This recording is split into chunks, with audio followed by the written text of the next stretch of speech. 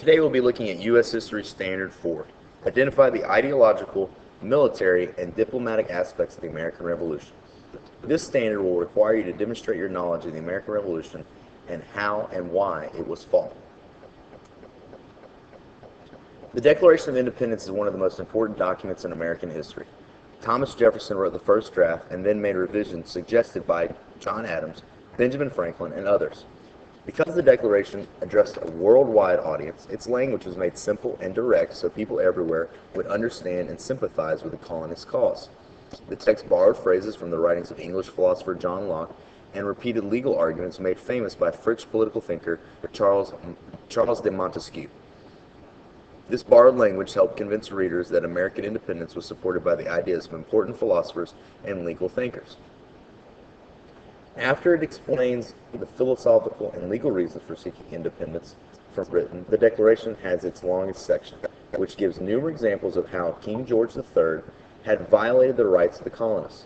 Finally, the Declaration offers a discussion of the Americans' many unsuccessful attempts to get relief from Britain, and ends with the conclusion that the only way for Americans to have their rights restored is to restore them themselves by declaring independence from Britain and controlling their own government.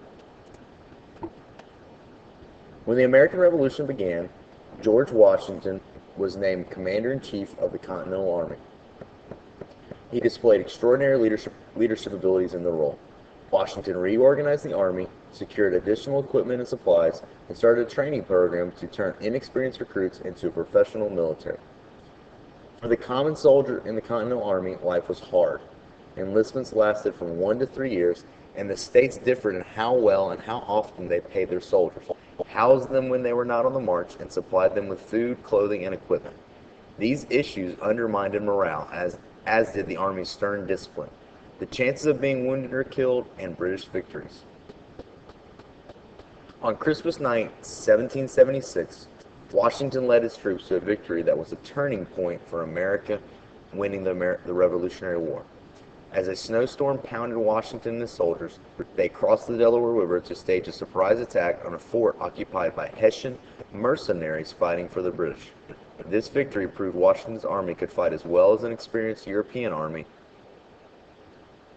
Washington and his troops spent the winter of 1777 to 1778 in Valley Forge, Pennsylvania.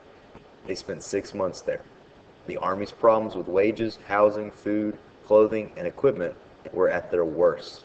Disease spread throughout the camp, increasing the suffering of the 12,000 men. As conditions worsened, almost 4,000 soldiers were too weak or too ill to fight. Yet that winter, Washington ordered an intense training program like a modern boot camp that turned the Continental Army into a capable and self-assured infantry. Another turning point in the war was a decision by France to support the American cause. Benjamin Franklin, serving as the American ambassador to France, convinced the French to form a military alliance with the Americans, and France agreed to wage war against Britain until America gained independence. Facing both an American and a European war, Britain would need to pull troops out of America to fight closer at home. French support for America was personified in the Marquis de Lafayette. He commanded American troops and fought battles in many states. He also returned to France for a time to work with Franklin and the French king on how best to win American independence. The British plan to counter the French-American alliance was for General Charles Cornwallis to move the war to the southern states to try to separate those colonies from revolutionary forces in the north. He immediately succeeded in a series of British victories, but the Americans were able to prevent a complete victory in the south, and when Cornwallis pursued them into Virginia, the British troops were attacked by Lafayette, the combined French and American armies, and a French fleet. When Cornwallis surrendered his British troops at Yorktown, the American Revolution came to an end in North America. In 1783, the Treaty of Paris ended the American Revolutionary War. The United States won its independence from Great Britain and gained control of land stretching to the Mississippi River. Britain ceded or gave up Florida to Spain and certain African and Caribbean colonies to France.